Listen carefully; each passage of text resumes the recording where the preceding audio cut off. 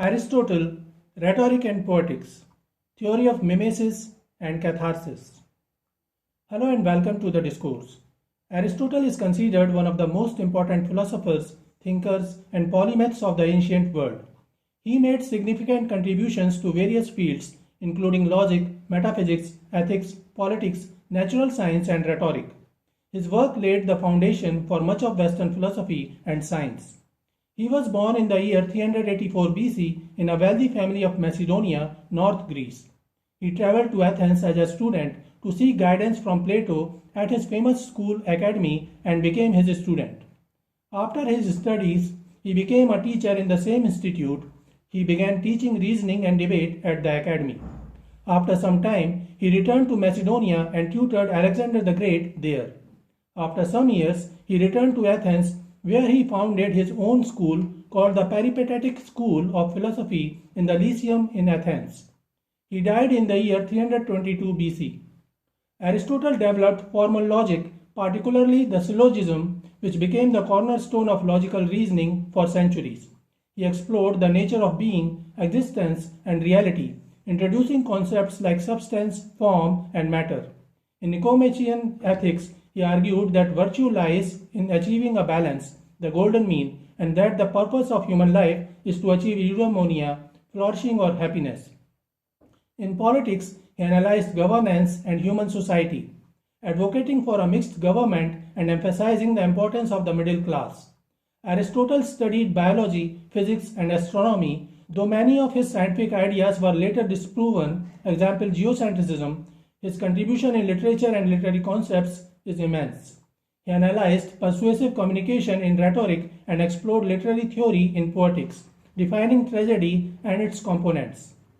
In poetics, Aristotle explored the concept of aesthetics, a branch of philosophy which deals with the idea of beauty. Aristotle's Poetics is one of the earliest and most influential works of literary criticism, written in the 4th century BCE. It focuses primarily on the nature of poetry, drama, and storytelling, with a particular emphasis on tragedy and epic poetry. Rhetoric by Aristotle. Aristotle's Rhetoric is a foundational text in the study of persuasive communication, written in the 4th century BC. It systematically explores the art of rhetoric, which Aristotle defines as the ability to discern the available means of persuasion in any given situation. The work is divided into 3 books, each focusing on the different aspects of rhetoric. In Book 1, he discusses the role of rhetoric and defines rhetoric as the counterpart of dialectic, a method of argumentation. While dialectic seeks truth through logical discussion, rhetoric aims to persuade an audience. Some orators are impressively influential. They may not sound logical, but they succeed in persuading the listeners. He further classifies persuasion in 3 parts: ethos, which defines the character and credibility of the speaker; pathos, which suggests the emotional appeal to the audience; and logos, which consists of the logical argument or reasoning behind the speech or persuasion. Aristotle offered 3 genres of rhetoric, which include deliberative, concerned with the future actions, often used in political debates; forensic, concerned with past actions, typically used in legal settings; and epididactic, concerned with praise or blame, often used in ceremonial speeches. In Book 2, Aristotle emphasizes the importance of understanding the audience's emotions, beliefs, and values to effectively persuade them, pathos. He provides a detailed analysis of various emotions such as anger, fear, and pity, and how they can be elicited in an audience. He emphasizes that the speaker's character is crucial for persuasion. Aristotle discusses how a speaker can project wisdom, virtue, and goodwill to gain the audience's trust. In Book 3, Aristotle discusses style, lexis, and arrangement or structure, taxis, of a persuasive speech.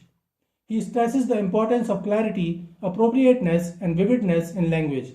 He advises against overly complex or ornate language that might obscure the message. Major theories by Aristotle. Syllogism. The syllogism is a form of deductive reasoning introduced by Aristotle in his work Organon, specifically in the Prior Analytics. It is a logical argument that applies deductive reasoning to arrive at a conclusion based on 2 propositions, premises, that are asserted or assumed to be true. Aristotle's syllogism is foundational to classical logic and has influenced Western thought for centuries. A syllogism consists of three parts: major premise, a general statement; minor premise, a specific statement related to the major premise; and conclusion, the logical outcome derived from the two premises. An example can be all humans are mortal, general statement. Socrates is a human, specific statement. Therefore, Socrates is mortal, logical conclusion. It is an example of categorical syllogism. The other two types are hypothetical syllogism, involves if-then statements, and disjunctive syllogism, involves either or statements. Either it is day or it is night. It is not day, therefore it is night. Idea of causality. Aristotle's theory of causality is a central aspect of his philosophy, particularly in his works Physics and Metaphysics. He proposed that understanding why things happen requires identifying their causes. Aristotle introduced the concept of the four causes, Greek ati, to explain the reasons or principles behind the existence and nature of things. These four causes provide a comprehensive framework for analyzing the factors that contribute to an object's being or an event's occurrence. The first cause is material cause. This refers to the physical substance or matter from which something is made. The material cause of a statue is the bronze used to create it. Formal cause is the form, pattern, or essence of something, its defining characteristics or structure. The formal cause of a statue is the design or blueprint that shapes the bronze into a specific figure. Efficient cause is the agent or process that brings something into being, the maker or doer. The efficient cause of a statue is the sculptor who carves it. Final cause is the purpose, goal, or end, telos, for which something exists or occurs. The final cause of a statue is to serve as a work of art or to honor a deity.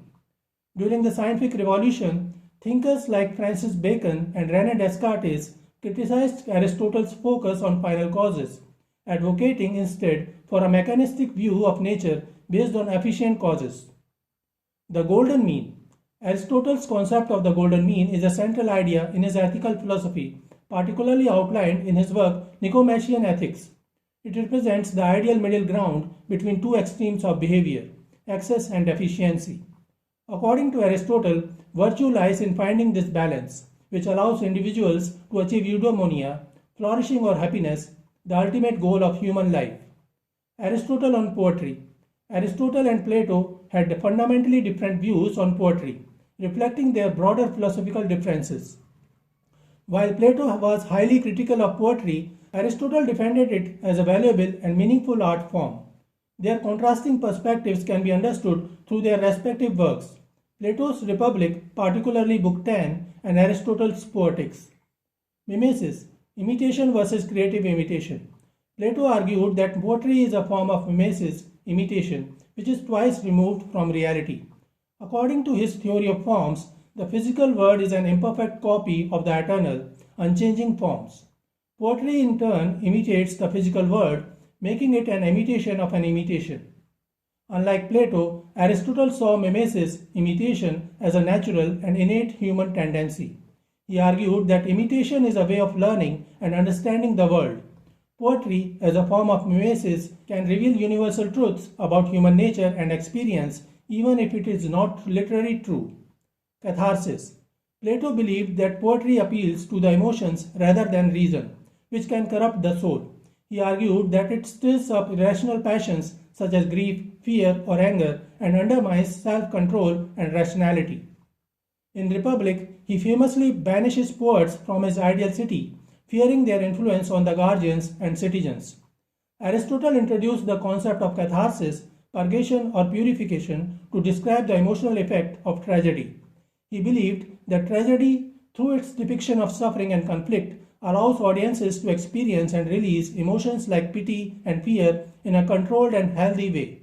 This process, he argued, is psychologically beneficial and contributes to moral and emotional balance. Aristotle analyzed poetry, especially tragedy, in terms of its formal elements such as plot, mythos, character, ethos, and thought, dianoia. He emphasized the importance of a well-constructed plot with a beginning, middle, and end. He saw poetry as a skilled craft that requires careful attention to structure and technique. Universal truth. Plato criticized poets for lacking true knowledge. He believed that they create works based on appearances rather than truth, misleading their audiences. Poetry versus history. Aristotle argued that poetry is more philosophical than history because it deals with universal truths rather than specific events. While history recounts what has happened, poetry explores what could happen, making it more profound and insightful art form. Plato criticized poetry for its potential to corrupt moral character. Aristotle defended poetry as a means of exploring universal truths and human nature. He valued poetry as an art form with intellectual and emotional benefits. So this is it for today. We will continue to discuss literary criticism and literary critics. Please stay connected with the discourse. Thanks and regards.